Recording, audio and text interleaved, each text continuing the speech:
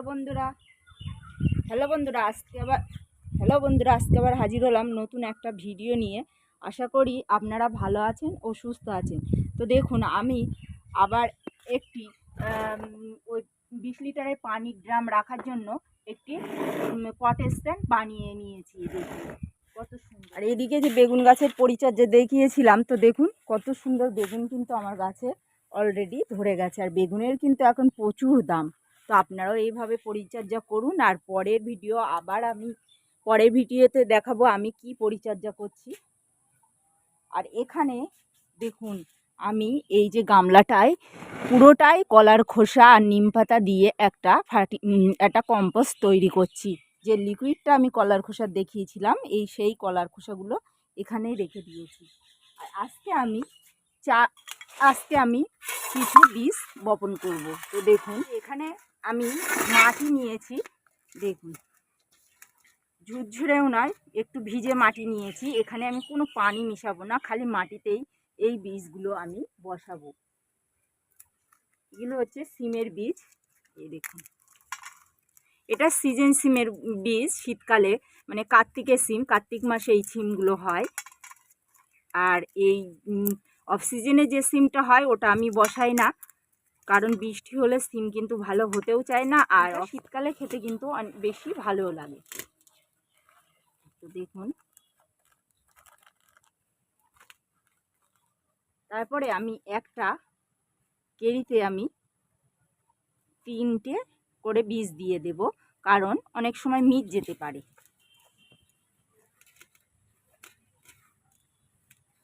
এইভাবে বসিয়ে এই মাটি চাপা দিয়ে রেখে দেব। তারপরে আমরা যে কোনো একটা বালতির ঢাকনা দিয়ে ঢেকে রাখবো। রাখলে 4 থেকে 5 দিন পরে বীজ থেকে চারা তৈরি হয়ে যাবে। এইভাবেই আপনারা বসিয়ে ফেলুন। আর বৃষ্টির পানি যেন না পড়ে। আমাদের এখানে যেহেতু বৃষ্টি হচ্ছে না, কোনো অসুবিধা নাই। এই দিকে দেখুন, এই যে আমার সিমের বীজ থেকে চারা অলরেডি তৈরি হয়ে গেছে। এগুলো আমি আরও কিছুদিন রেখে দেবো এইভাবে কেরিতে, তারপরে বসাবো। আর এইদিকে দেখুন, প্রচুর শসা খাওয়া হয়েছে। শসা গাছগুলো তো প্রায় শেষ। তো এখন আমি এখান থেকে শসা গাছগুলো তুলে দেব।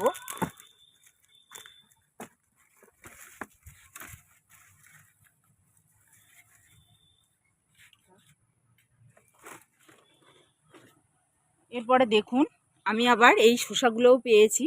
মানে এতে আর ধ্যান দেওয়া হয়নি, শসা গাছগুলো খারাপ হয়ে গিয়েছিল বলে। তো নতুন করে আমি আবার এখানেই শসা গাছ কিছু বসাবো।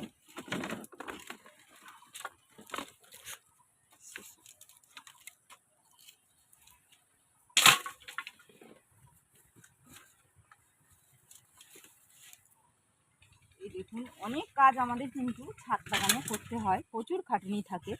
তো দেখুন, এই যে আমি বলেছিলাম লঙ্কা গাছ, একটা ট্রেতেই আমার লঙ্কা গাছও হয়েছে, আবার শসা গাছও হয়েছে। এইভাবে আপনারা কিন্তু লাগাতে পারেন। আমি কিন্তু এখানেই আবার শসা গাছ লাগিয়ে দেব।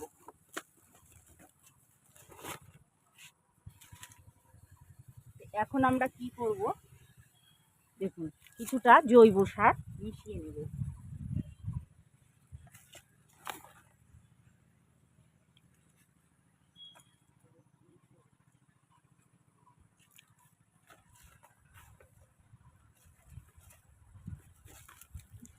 এবারে নিড়ানি দিয়ে ভালোভাবে খুশে নেব।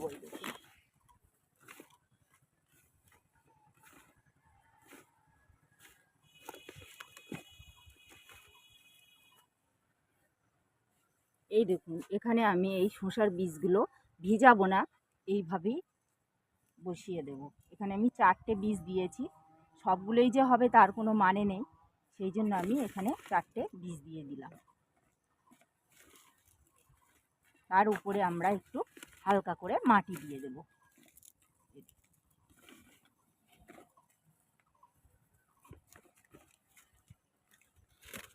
এই টবটাতে কিন্তু বেশ অনেকটাই মাটি আছে, তো কিছুটা এইভাবে তুলে নেব। দেখুন,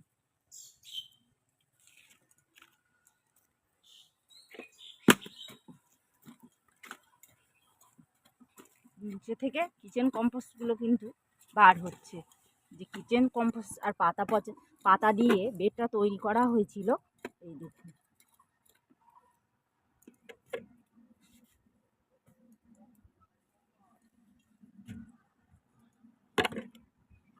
মাটিটা কতটা ঝুরঝুরে দেখুন। কিচেন কম্পোস্ট পাতা দিয়ে আমরা মানে বেড তৈরি করলে অনেকটা কিন্তু ঝুরঝুরে হয়।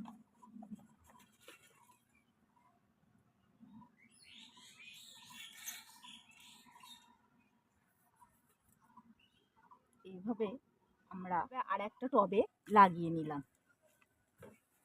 তারপরে আমরা ভরপুর কিন্তু পানি দিয়ে দেব।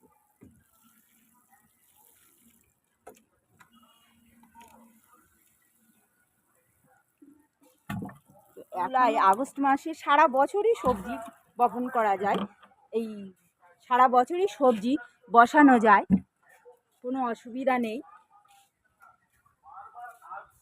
তো আপনারাও এইভাবে সবজি গাছ লাগান, আপনারাও অধিক ফলন পাবেন।